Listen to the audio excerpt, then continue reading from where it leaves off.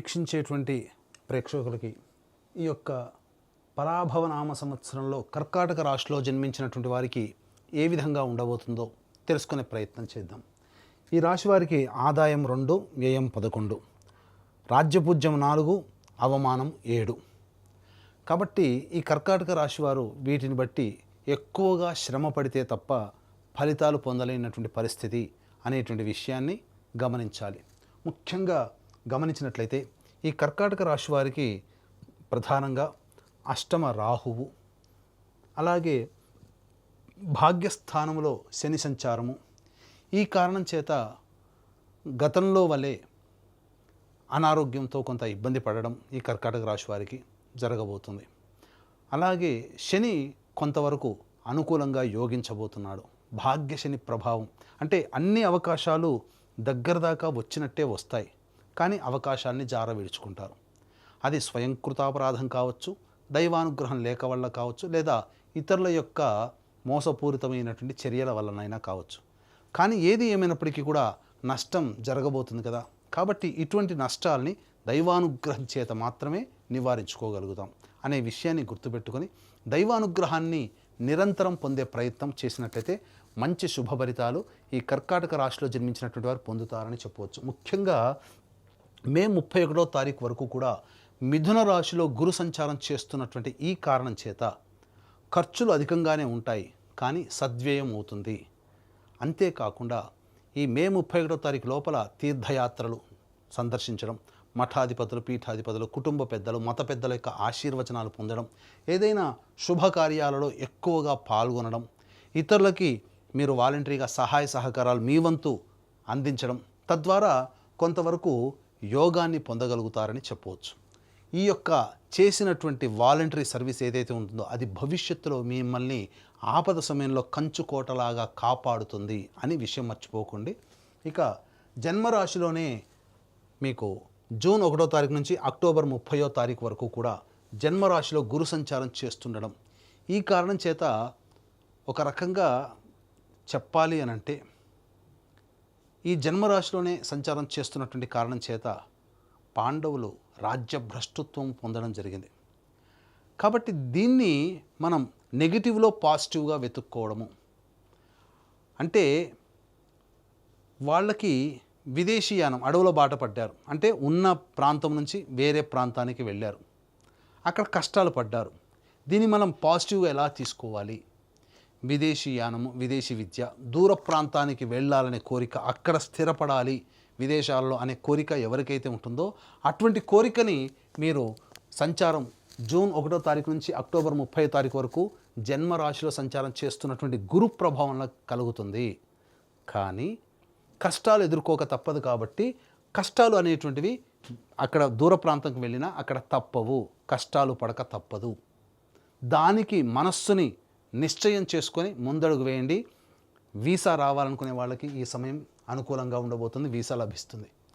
లేదా విదేశీయానానికి వెళ్ళాలనుకునే వాళ్ళకి జూన్ 1 నుంచి అక్టోబర్ 30 వరకు అక్కడ మీకు శాంక్షన్ అయిపోతాయి. అన్ని విధాలుగా మీకు అనుకూలంగా ఉంటుందని చెప్పవచ్చు. ఇక అక్టోబర్ 31వ తారీఖు నుంచి జనవరి 24వ తారీఖు వరకు సింహరాశిలో సంచారం చేస్తున్నటువంటి కారణం చేత కర్కాటక రాశి వారికి అన్ని విధాలుగా అనుకూలమైనటువంటి కాలము నవంబర్, డిసెంబర్, జనవరి 24. ఈ కారణం చాలా అద్భుతం. ఇది యోగమైనటువంటి ఫలితాన్ని ఇస్తుంది. ఈ సమయంలో మిగతా గ్రహాలు ఎట్లా ఉన్నప్పటికీ కూడా గురువు అనుగ్రహం ఉండడం వలన మీరు ఆర్థికంగా ఉన్నతమైనటువంటి స్థానంలో నిలబడగలుగుతారు. చేసే వృత్తి, ఉద్యోగ, వ్యాపారాల్లో మీకు ప్రమోషన్స్ లభించడం కానీ, లేదా సంబంధించినటువంటి వ్యాపారంలో అధిక లాభడులు, ఏ పని చేస్తున్నా ఆ పనులలో ధన ప్రవాహం అధికంగా ఉండడం మంచి జరుగుతుందని చెప్పవచ్చు. ఇక మళ్ళీ జనవరి 24 నుంచి వచ్చే సంవత్సరం ఉగాది వరకు కర్కాటక రాశిలోనే వక్రీకరించున్నటువంటి కారణం చేత కష్ట నష్టములు అనేటువంటివి ఎదుర్కోక తప్పదు ఈ సమయంలో. కాబట్టి జాగ్రత్తలు పాటించండి, కష్టాలు అనేటువంటివి ఉంటాయి. కానీ నవంబర్, డిసెంబర్, జనవరి 24 ఈ 2 నెలల సంబంధించినటువంటి 26 రోజుల పాటు ఏదైతే ఉంటుందో అది మీ జీవితంలో చక్కటి స్థితిగతిని పొందడానికి అవకాశం కల్పిస్తుంది అని చెప్పవచ్చు. అయితే వీక్షించేటువంటి ప్రేక్షకుల్లో కూడా చాలామందికి ఎన్నో ఆశలు, ఆశయాలు, కోరికలు ఉంటాయి. ఈ సంవత్సరమైనా, గత సంవత్సరం కంటే కూడా ఈ సంవత్సరమైనా కానీ ఆనందదాయకంగా మనకు ఉంటుందా లేదా, కోల్పోయినటువంటి దాన్ని మళ్ళీ ఈ సంవత్సరంలో మనం తిరిగి పొందగలుగుతామా అని ప్రతి మనిషికి ఒక ఆశావహ దృక్పథంతో ముందడుగు వేస్తారు. ఇవన్నీ మనం అనుకున్నవన్నీ సక్సెస్ఫుల్గా జరగాలనంటే నవగ్రహాల యొక్క అనుగ్రహం సంపూర్ణంగా కావాలి. అందుకని ఈ కర్కాటక రాశితో పాటుగా 12 రాశుల్లో జన్మించినటువంటి వారికి ఈ నవగ్రహాల యొక్క అనుగ్రహం సంపూర్ణంగా ఉండడం కోసం మన పీఠం ఆధ్వర్యంలో ఏప్రిల్ 1వ తారీఖు చైత్ర పౌర్ణమి రోజున సాయంకాలం 6 గంటలకి అత్యంత శీఘ్ర ఫలితాలను ఇచ్చే 3 నక్షత్రాల్లో ఒకటైనటువంటి హస్తా నక్షత్రం రోజున నవగ్రహ పాశుపత హోమము, అలాగే ఆరోగ్యం కోసం మృత్యుంజయ హోమం, సర్వకార్యాలలో జయం పొందడం కోసం సుదర్శన హోమము, అలాగే దాంపత్య అభివృద్ధి, వివాహ సిద్ధి, ఉద్యోగ ఆర్థికాభివృద్ధి, వీటికి సంబంధించి లక్ష్మీ మూలమంత్ర సంప్రతి లక్ష్మీ సూక్త హోమము, సర్వశాంతులకి సంబంధించి రుద్రహోమం జరిపించి శక్తిపాతము చేసినటువంటి కరుంగలి మాల ఇవ్వడం జరుగుతుంది. కాబట్టి ఈ సర్వదోష నివారణ పూజల హోమాల్లో ఆసక్తి కలిగినటువంటి వాళ్ళు ఏప్రిల్ 1వ తారీఖు మధ్యాహ్నం 3 గంటల లోపల స్క్రీన్పై కనిపిస్తున్నటువంటి నెంబర్కి కాంటాక్ట్ చేసి నమోదు చేసుకోవచ్చు. ఇక తదుపరి భాగమైనటువంటి ఈ యొక్క సంబంధించినటువంటి కర్కాటక రాశిలో జన్మించినటువంటి వారికి ఏ ఏ సమయంలో నిరుద్యోగస్తులకి ఉద్యోగం లభిస్తుంది, ఉద్యోగస్తులకి ప్రమోషన్స్ లభిస్తాయి, లేదా వేరే సంస్థల్లో ప్రయత్నం చేస్తే మంచి జరుగుతుందనే విషయాన్ని తెలుసుకుందాం. ఈ కర్కాటక రాశిలో జన్మించినటువంటి వారికి 17 సెప్టెంబర్ నుంచి 17 అక్టోబర్ వరకు ఉన్నటువంటి కాలము, అలాగే 16 డిసెంబర్ నుంచి 13 జనవరి మధ్య ఉన్నటువంటి కాలము, మరియు 14 ఏప్రిల్ నుంచి 14 జూన్ మధ్య ఉన్నటువంటి కాలము చాలా అనుకూలము. ఈ సమయంలో మీకు తప్పకుండా ఉద్యోగము లభిస్తుంది, ఉద్యోగ అభివృద్ధి కలుగుతుంది, మీకు ప్రమోషన్స్ కానీ కోరుకున్న చోట బదిలీలు కానీ జరుగుతాయి. కేంద్ర రాష్ట్ర ప్రభుత్వ ఉద్యోగస్తుల వారికి సంబంధించి ఈ సంవత్సరం సామాన్యమైనటువంటి ఫలితాలు పొందుతారని చెప్పవచ్చు. ఇక ప్రధానంగా గమనించుకున్నట్లయితే ఈ సంబంధించినటువంటి ఈ యొక్క కుజగ్రహ సంచార ప్రభావం కర్కాటక రాశి వారికి ఏ విధంగా ఉండబోతుంది, 2 ఏప్రిల్ నుంచి 10 మే వరకు ఉన్నటువంటి కాలం ఏదైతే ఉంటుందో ఇది ప్రధానంగా ఆస్తి వ్యవహారాలకు సంబంధించి, గతంలో తాలూకు చేసినటువంటి పనులకి సంబంధించినటువంటి చర్చలకి, వీటన్నిటికీ కూడాను సమయం అనేటువంటిది ఉంటుంది. ఈ సమయంలోనే ఆస్తికి సంబంధించినటువంటి, న్యాయకు సంబంధించినటువంటి వివాదాలకు సంబంధించి, అలాగే విదేశీయానం, విదేశీ ఉద్యోగము వెళ్ళాలనే ఆలోచనకి శ్రీకారం ఈ సమయంలో చుట్టబోతుందని చెప్పవచ్చు. ఇక 11 మే నుంచి 19 జూన్ మధ్య ఉన్నటువంటి కాలం ఏదైతే ఉంటుందో ఈ సమయంలో ప్రధానంగా మీలో ఆత్మవిశ్వాసం పెరుగుతుంది. కాకపోతే ఎదుటి వాళ్ళని తక్కువగా చూడడం అనేటువంటిది ఈ సమయంలో ఉండడం వల్ల మీరు అనుకున్న దానికంటే తక్కువ ఫలితాలు పొందుతారు. కాబట్టి లౌక్యంతో వ్యవహరించి అందరితో కలుపుకొని పోయే విధంగా మీరు సంయమనం పాటించినట్లయితే ఈ సమయాన్ని కూడా మీరు అనుకూలంగా మరల్చుకోవచ్చు. ఇక ప్రధానంగా చూసుకున్నట్లయితే 20 జూన్ నుంచి 1 ఆగస్టు వరకు ఉన్నటువంటి సమయం ఏదైతే ఉంటుందో ఈ సమయం ప్రధానంగా అన్ని విధాలుగా కర్కాటక రాశిలో జన్మించినటువంటి వారికి సంపూర్ణమైనటువంటి యోగ కాలముగా చెప్పబడి ఉంది. ఏ ప్రయత్నం చేసినా ప్రయత్నంలో అన్ని విధాలుగా లాభదాయకంగా ఉంటుంది అని చెప్పవచ్చు. 1 ఆగస్టు నుంచి 17 సెప్టెంబర్ మధ్యకాలం ఏదైతే ఉంటుందో ఇది అంత అనుకూలమైనటువంటి సమయం కాదు. వృధా ఖర్చులు పెరుగుతాయి. అన్నిటికంటే మించి ఏ పని చేసినా ఆ పనులలో ఆటంకాలు అనేటువంటివి కలుగుతాయి. ముఖ్యంగా ఉద్యోగ సంబంధముగా దూర ప్రాంతానికి వెళ్ళాల్సినటువంటి పరిస్థితి ఎక్కువగా ఉంటుంది. ప్రయత్నాల్లో ఆటంకాలు ఎదురవుతాయి. 18 సెప్టెంబర్ నుంచి 11 నవంబర్ మధ్యకాలం ఏదైతే ఉంటుందో ఈ సమయము మీలో ఆత్మవిశ్వాసము తగ్గుతుంది. గృహంలో మార్పులు చేర్పులు చోటు చేసుకుంటాయి. ఆల్రెడీ అద్దె ఇంట్లో ఉన్నటువంటి వాళ్ళు వేరే సమయానికి అనగా వేరే ఇంటికి మారాల్సినటువంటి పరిస్థితి వస్తుంది. గృహంలో మరమ్మతులు అనేటువంటివి చేయిస్తారు. 12 నవంబర్ నుంచి 8 మార్చి మధ్య ఉన్నటువంటి కాలం కర్కాటక రాశి వారికి అత్యంత కీలకమైనటువంటి కాలం. ఈ సమయమే మీరు జాగ్రత్తలు పాటించాల్సినటువంటి పరిస్థితి. ఎందుకనంటే కుజస్తంభన అనేటువంటిది జరిగి ప్రధానంగా నష్టము జరిగేటువంటి అవకాశం ఉంటుంది. కాబట్టి ఈ నష్టం అంటే ఏంటి? ధన పరంగా నష్టం కావచ్చు, కుటుంబ పరంగా నష్టం కావచ్చు, అన్నిటికంటే ప్రధానంగా మీకు సంబంధించి ఆరోగ్యపరంగా కానీ లేదా ఇంటికి సంబంధించినటువంటి ఆస్తిపాస్తుల వ్యవహారం పరంగాని చెయ్యని పనికి నేరాన్ని మోపడం, తద్వారా కోర్టుల చుట్టూ తిరగడం లాంటి వ్యవహారాల్లో కానీ ఇలా కొన్ని నష్టాలు అనేటువంటివి ఏర్పడబోతున్నాయి. కాబట్టి గృహపరంగా ఏదైనా కొన్ని చిక్కులు ఇవన్నీ ఈ 12 నవంబర్ నుంచి 8 మార్చి వరకు ఉండబోతాయి. ఈ సమయంలో వీటన్నిటిని అధిగమించి ఆ సమయాన్ని కూడా మనం పాజిటివ్గా మార్చుకోవాలి అనంటే కొంత దైవానుగ్రహాన్ని పొందే ప్రయత్నం చేయడం, అతిగా ఆవేశపడడం అనేటువంటిది చెయ్యకూడదు. మీకు కోపం వస్తుంది, సంఘటనలు అలా ఉంటాయి, సమస్యలు అలాగే పరిస్థితులు అలా వస్తాయి. కానీ మనం సంయమనం కోల్పోకుండా ఆవేశపడకుండా ఉన్నట్లయితే ఈ వచ్చే సమస్యలన్నీ ఇలా వచ్చి అలా వెళ్ళిపోతాయి. కాబట్టి సమస్యల్లో చిక్కుకుపోవాలి అని అనుకుంటే ప్రతిదానికి మీరు రియాక్ట్ అవ్వండి 12 నవంబర్ నుంచి 8 మార్చి వరకు.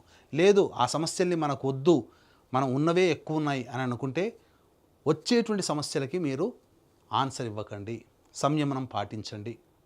ఇది మీరు తెలుసుకోవాల్సింది. ఇదంతా కావాలి అంటే దైవానుగ్రహం తప్పనిసరి. కాబట్టి ఈ యొక్క కర్కాటక రాశిలో జన్మించినటువంటి వారు దైవానుగ్రహాన్ని పొందే ప్రయత్నం చేయండి. ఇక ముఖ్యంగా ఈ రాశిలో జన్మించినటువంటి విద్యార్థులకి పరీక్షలలో మంచి ఉత్తీర్ణత శాతంతో పొందుతారు. కాకపోతే కాంపిటీషన్ ఎగ్జామ్స్లో ఉన్నప్పుడు మాత్రం అధిక శ్రమ, అధిక ఒత్తిడి ఉంటుంది. కాబట్టి జాగ్రత్తలు పాటించండి. మీరు జ్ఞాపక శక్తి పెంపొందించుకోవడం కోసం యోగాని మీరు అభ్యాసం మొదలుపెట్టండి, ధ్యానం అనేటువంటిది మొదలుపెట్టండి. అన్ని విధాలుగా మీకు మంచి జరుగుతుంది. ఇక ఈ రాశిలో జన్మించినటువంటి క్రీడాకారులకి రివార్డులు, అవార్డులు గతంలో కంటే కూడా ఎక్కువగానే వస్తాయి. అన్ని విధాలుగా బాగుంటుంది. రాజకీయ రంగంలో ఉన్నటువంటి వాళ్ళకి మాత్రం కొన్ని ఒడిదుడుకులు తప్పవు. అనవసరమైనటువంటి వృధా ఖర్చులు ఎక్కువగా అవుతాయి. ఈ యొక్క పార్టీ పెద్దల యొక్క అభిమానాన్ని చూరగొనడం కోసం వృధా కాలయాపన, అలాగే ఖర్చులు కూడా అధికంగా ఎక్కువగా ఉంటాయని చెప్పవచ్చు. ముఖ్యంగా ఈ రాశిలో జన్మించినటువంటి రైతులు ఎవరైతే ఉంటారో రాబడి సామాన్యమే, దిగుబడి సామాన్యమే. ఆశించిన మేర కంటే ఎక్కువగా లభించదు, సామాన్యంగా ఉంటుంది. కాబట్టి కొత్త పంటల జోలికి వెళ్లకుండా ఉన్న వాటితోనే మీరు చక్కగా కొనసాగించుకునే ప్రయత్నం చేయండి రైతులకి ముఖ్యంగా. ఇక ఏ రంగంలో ఉన్నటువంటి వాళ్ళకైనప్పటికీ కూడా ప్రధానంగా ఈ అక్టోబర్ 31 నుంచి జనవరి 24వ తారీఖు వరకు ఉన్నటువంటి కాలం కర్కాటక రాశి వారికి అత్యంత యోగ్యమైనటువంటి కాలముగా చెప్పబడి ఉంది. ఈ సమయంలో మీరు అన్ని విధాలుగా కొత్త వాటికి మీరు ప్రయత్నం చేస్తే మంచి జరుగుతుంది. ముఖ్యంగా ఈ రాశిలో జన్మించినటువంటి స్త్రీలు ఎవరైతే ఉంటారో ఆ స్త్రీలకి మంచి జరగబోతుంది. గతంలో కంటే మెరుగైనటువంటి జీవితాన్ని మీరు అందిపుచ్చుకుంటారు.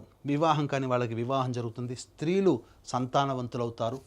భాగ్యము పెరుగుతుంది. అనగా మీ మాటకి విలువ పెరగడం, మిమ్మల్ని గౌరవించే వాళ్ళు ఎక్కువగా ఉండడం, కాకపోతే మిమ్మల్ని ప్రేమగా పలకరిస్తూ మీ చేత అన్ని విధాలుగా సహాయ సహకారాలు పొందేవాళ్ళు ఎక్కువగా ఉంటారు. కాబట్టి మీరు అందరి పట్ల ఒకే రకంగా కాకుండా కాస్త తెలివితో వ్యవహరించి మీ సర్వీస్ని అవసరమైన వాళ్ళకి మాత్రమే, మీకు ఉపయోగపడే వాళ్ళకి మాత్రమే ఇవ్వడం ద్వారా మీరు కాస్త పైచేయి సాధిస్తారని చెప్పవచ్చు. స్థిర చరాస్తుల కొనుగోలు అనేటువంటిది జరుగుతుంది. కాకపోతే గృహంలో ముఖ్యంగా ఈ 12 నవంబర్ నుంచి 8 మార్చి మధ్య కాలంలో గృహంలో అశాంతి చేకూరుతుంది. ఆస్తులు నష్టము, విలువైన ఆభరణాలు, వస్తువులు దొంగలించబడతాయి. కాబట్టి జాగ్రత్తలు పాటించండి. ఇక ఈ రాశిలో జన్మించినటువంటి కళారంగంలో ఉన్నటువంటి వాళ్ళు, అలాగే ఈ printing and electronic media, social media, నాటక రంగము, సినీ రంగంలో ఉన్నటువంటి వాళ్ళు, నటులకి ప్రధానంగా ప్రజాదరణ బాగుంటుంది, అవకాశాలు వస్తాయి. కానీ ఎన్ని అవకాశాలు వచ్చినా మీరు ఆశించినంతటువంటి ధనాన్ని మాత్రం మీరు పోగు చేసుకోలేకపోతారు. కాబట్టి నామమాత్రమైనటువంటి ఫీజుతో మీరు పనిచేయాల్సి వస్తుంది. కానీ మిగతా అన్ని రంగాల్లో ఉన్నటువంటి వాళ్ళకి, అనగా ఈ సినీ రంగంలోనే మిగతా అన్ని రంగాల్లో ఉన్నటువంటి వాళ్ళకి అవకాశాలు రావడం, మీ పేరు ప్రఖ్యాతులు పెరుగుతాయి. ధనం అనేటువంటిది లేకున్నప్పటికీ పేరు ప్రఖ్యాతులు అనేటువంటిది మీకు అది భవిష్యత్ పెట్టుబడిగా భావించి మీరు ముందడుగు వేసే ప్రయత్నం చేసినట్లయితే కళారంగంలో ఉన్నటువంటి వాళ్ళకు కూడా అన్ని విధాలుగా బాగుంటుంది అని చెప్పవచ్చు. అయితే ఈ యొక్క కర్కాటక రాశిలో జన్మించినటువంటి వారికి సమస్యలు అధికంగా ఉంటాయి అని చెప్పడం జరిగింది. కాబట్టి ఈ సమస్యల పరిష్కారం కోసం ప్రతిరోజు గరికతో గణపతికి అష్టోత్తర పూజ చేయడం, హనుమాన్ చాలీసా రోజుకి 8 సార్లు పారాయణించడం, ఈ విధంగా ఒక 21 రోజుల పాటు మీరు నియమం పెట్టుకోండి. ఆ 21 రోజుల్లోనే మీ సమస్య పరిష్కారం అవుతుందని చెప్పవచ్చు.